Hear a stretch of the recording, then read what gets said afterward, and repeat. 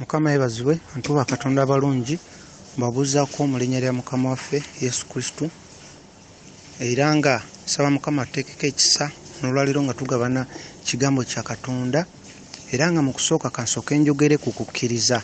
Bangi tukkiriza mu Katonda naye ate munda mu ffe tetulina kukkiriza.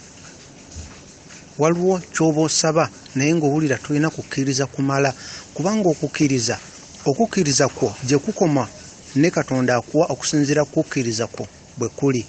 Naye nga tufuna tutya okukkiriza? Tujjukire nti omuntu alina bode, alina soul, alina spirit.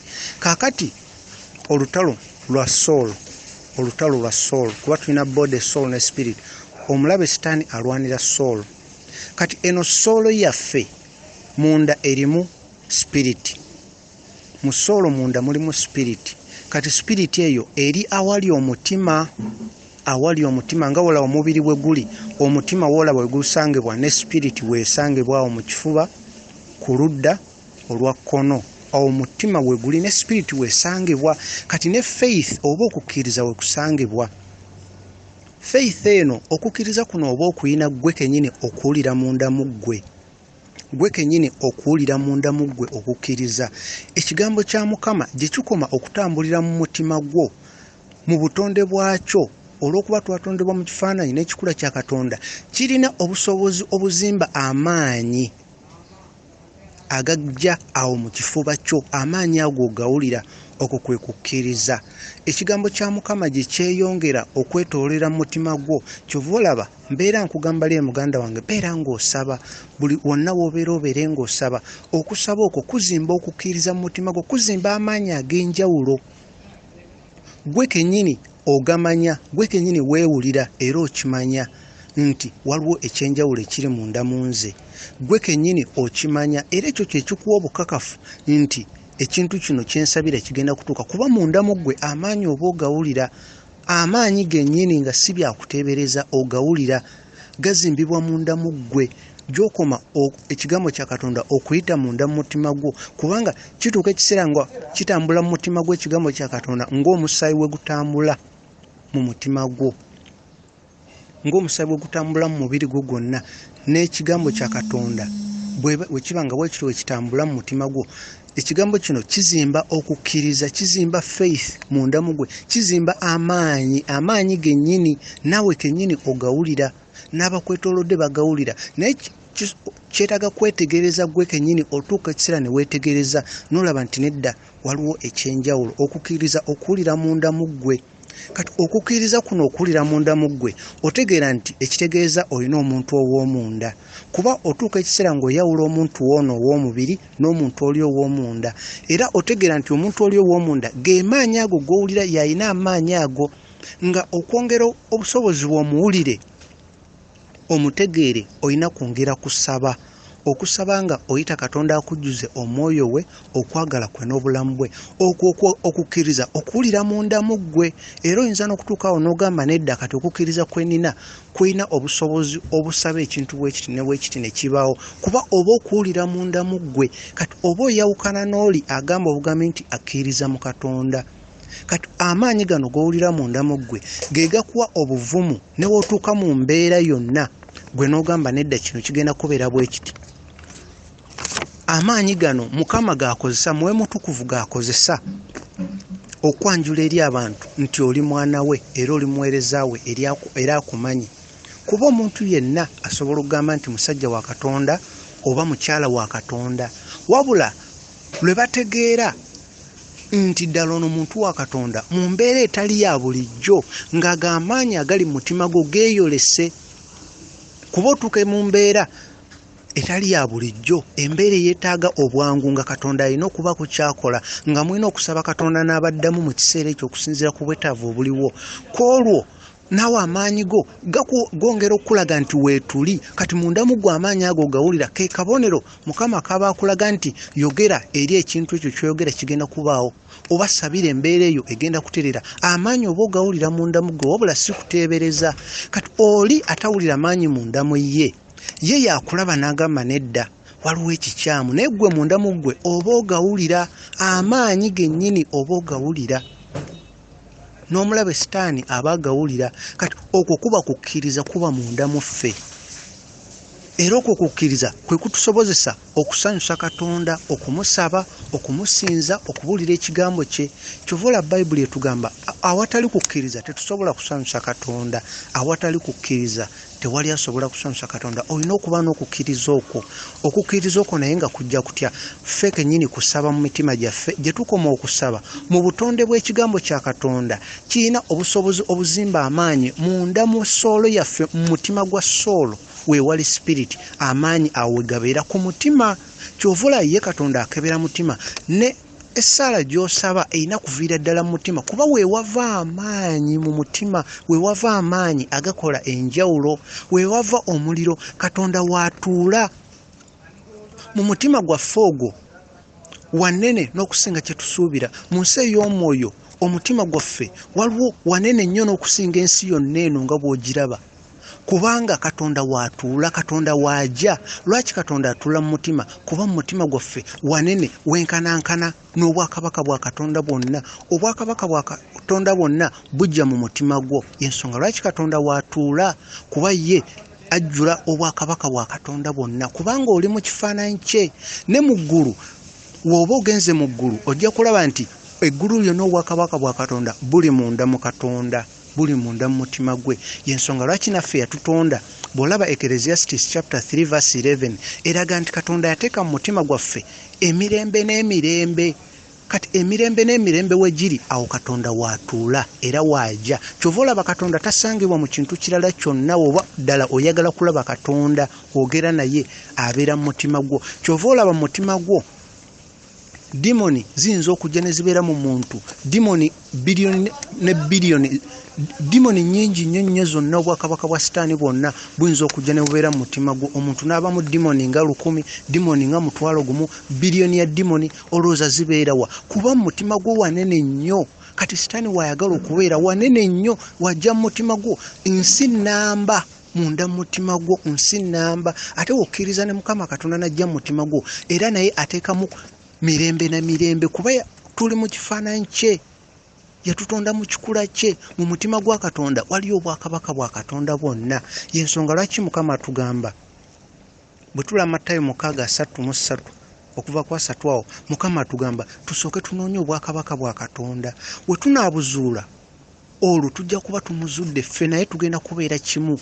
Olwo omala okuzuula mu bwakabaka bwa Katonda emikono gyo gijja kubeera mikono gye, amagulu go gajja kubeera amagulu ge, ye ajja kweyoleka eri ensi ng'ayita mu ggwe. Oyo Katonda yennyini, Katonda w'abajjajjaffe wa Aburahamu, Katonda wa Musa gwe yasinzanga. Yoyo Katonda kuba wetula mu kitabu kya Exodus chapter 6 verse 2 ne verse 3 Katonda yajja yali ayogera ne Musa n'amugamba yenze Jehova, naye n'amugamba abaasookawo bataatabo bo bampitanga El Shaddai. Katonda watu yali ayogera ne Moses ng'amugamba erinnya lyange nze Jehova, naye abaakusookawo Jacob, Isaac ne Abraham baali bamanyi nga El Shaddai. Ate tulaba ate Matayo 1:21 ate malayika najja n'agamba Mary ng'agenda okuzaala omwana, n'agamba omwana oyo ajja kuyitibwa erinnya lye Jesus. Era ne mu kubikkulirwa tulaba ate Katonda n'atugamba erinnya lye Jesus. Kati Katonda ono y'omu okuva ku lubereberye paka mu kubikkulirwa erinnya lye Jesus. Oyo yennyini yatuula munda mu mutima gwo, yakuwa obusobozi. Amaanyi agabeera mu ggwe, okukkiriza okujja mu ggwe kwe kukuleetera obutatya noyogera nga totya. No kwegamba ekintu kyonna ng'okimanyi osobola okisinkana kubanga omumanyi ali mu ggwe ate omuwulira ng'ali mu ggwe. Bwe tukkiriza Yesu Kristo oba kye bayita okuzaalibwa okwokubiri, born again, kitegeeza ozaaliddwa mu mwoyo. Ozaaliddwa kuba obuwanguzi bubeera mu mwoyo. Bw'ozaalibwa mu mwoyo olwo obeera mwana muto nga tonaba kuzuula kikyoli mu mwoyo. Nga omanyi era omwana omuto yakazaalibwa aba bamulabira bulabirizi, bamuwa ekyokulya, bamuwa ekyokunywa, waaba n'enjala akaaba bukaabi kuba tamanyi kiddako. Kyova olaba tulaba mu kitabu kya 1 Peter chapter 2 verse 2 tulaba nti omwana omuto anywa amata. Tulaba mu 1 Corinthians chapter 3 verse 2 Paulo yali ayogera n'Abakolinsi n'abagamba saaba wa mmere engumu nabawa mata kuba bwali temunneeteekateeka kufuna mmere engumu ey'omwoyo. Era tulaba mu Hebrews chapter 5 verse 13 era yayogera nabo n'abagamba nti mu kiseera kino mwali badde basomesa naye mukyanywa mata ng'abaana abato, nga yali ategeeza emmere ey'omwoyo. Ensi ey'omwoyo yefuga eno ensi gye tulabako. Ky'owangudde mu mwoyo mu nsi eno gye tulabako oba omaze okiwangula kiba kimaze okubeerawo. Tujjukire mu nsi ey'omwoyo Mukama waffe Yesu Kristo ye mubereberye, ye first born eyasooka okuzaalibwa mu nsi ey'omwoyo, ye yasooka okuzaalibwa. Era we tusoma mu Bible we tulaba mu Colossians chapter 1 verse 18 watulaga nti Mukama waffe Yesu Kristo ye mutwe eri omubiri, era ne batulaga ye ntandikwa era ye first born okuva mu bafu, ye yasooka okuzuukira mu bafu, nga tebategeeza okuzuukira kuno kwe tumanyi okw'omubiri, wabula bategeeza okuzuukira mu mubiri, manya mu mwoyo, okufa eri omubiri. Ye muntu eyasooka okuba ow'omwoyo, kubanga abaafa ne bazuukira bangi. Ne mu ndagaano enkadde tulaba bangi babasabiranga, ne Elisha alina gwe yasabira n'azuukira. Ne mu Colossians okugaa nti Mukama waffe Yesu Kristo ye first born yasooka okuzuukira mu bafu, bategeeza okuzuukira mu bafu kwegamba ab'omwoyo, ye muntu eyasooka okubeera ow'omwoyo. Kati naffe ekyo kye tulina okugoberera. Ensonga lwaki tugenda ku kkanisa, ensonga lwaki bakubuulira enjiri, muganda wange ali yawuliriza, sigamba nti tukubuulira obeere mumanyi mu byawandiikibwa, obeere kafulu mu byawandiikibwa. Olwaliro abantu bonna basomye bamanyi Bible okuva wetandikira n'egyekoma n'abagiwandiika, naye ekikulu si kumanya byawandiikibwa wabula kuzuula Katonda wo gwe oyogere naye. Ekikulu si mirundi emeka gyogenda mu church, naye ekikulu igwe ali eyo ozuule Katonda oyogere naye, nga nze akubuulidde oba musumba wakubuulidde obaani, ekikulu gwe onaazuula Katonda mwogere naye, alina by'ayagala okugamba gwe, naye Katonda ali mu mwoyo. Mukama waffe Yesu Kristo ye yasooka okuzaalibwa mu mwoyo, ye first born, ye mubereberye mu mwoyo, Romans 8:29. Naye kati naawe oli omu ku ye. Kyovala Bible egamba Yesu Kristo emwana wa Katonda omu yekka. Ekyo bakyogera Mukama waffe Yesu Kristo nga tannafa. Bible emweta omwana wa Katonda omu yekka, naye wamala okuzuukira Bible teddamu kosa nti kigambo nti omwana wa Katonda omu yekka, kuba we yamala okuzuukira twali bangi abazuukira naye mu mwoyo. Kati tuli bangi, naawe oli omu ku bo.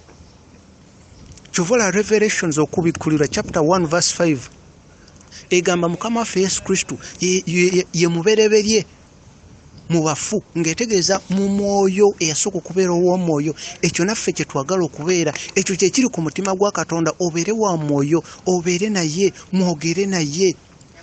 W'onaaba ng'oli wa mwoyo ojja kuzuula Katonda ky'ayagala okole, era ojja kumanya ekkubo ly'olina okukwata. Ekyo kiri mu ngero 3 olunyiriro lw'omukaaga. Tujjukire okumanya Katonda ky'ayagala okole, igwe kennyini n'okimanyi okuva eri ye, ge magezi agakyasinze, kwe kumanya okukyasinze wano ku nsi, era toba na kutya. Okuzuula Katonda n'oyogera naye kwe kuzuula okukyasinze, kwe kuzuula noga nti wazudde ekintu eky'omuwendo ekyasingira ddala kuzuula Mukama Katonda. Era w'omuzuula oba tokyalina kintu kyonna ky'oyagala kumanya wano ku nsi, kwegamba oba tokyalina kintu kyonna kye weesunga oba kye weegomba, ate okukola ekyo Katonda kyagala tukole, ekyo kye kiringanga ekintu ekisinga obukulu ky'oba okoze obulamu bwo bwonna wano ku nsi ne mu ggulu. Ekyo okukola ekyo Katonda kyayagala okole ky'ekintu ekisinga obukulu, kuba w'okola ekyo otandika okuleka ebyayita ne biba ebyayita, n'ogenda n'ekyo Mukama kyayagala okole. Ekigambo kya Katonda tulina kiteeka mu mutima, kuba Mukama we yateekateeka we kirina okubeera.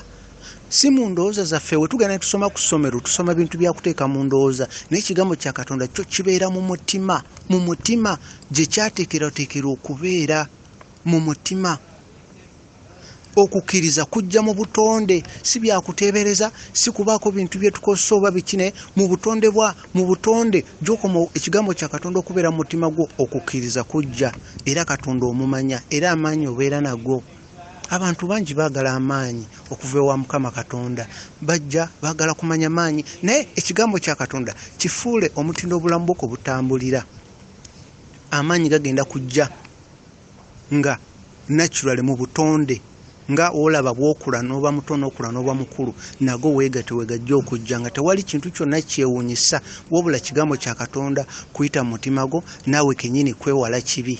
Tutambulire mubutukirivu, twenenye, beera n'ekirooto, beera n'okuyaayaana, okwegomba okumanya Katonda we yakutonda. Lee muganda wange, osobola okumumanya eyakutonda, ayagala omumanye ggwe naye mwogere, alina byayagala okugamba nga tagenda bigamba muntu mulala yenna, wabula iggwe wekka ggwe gw'ayagala obigamba, ayagala munyumye naye.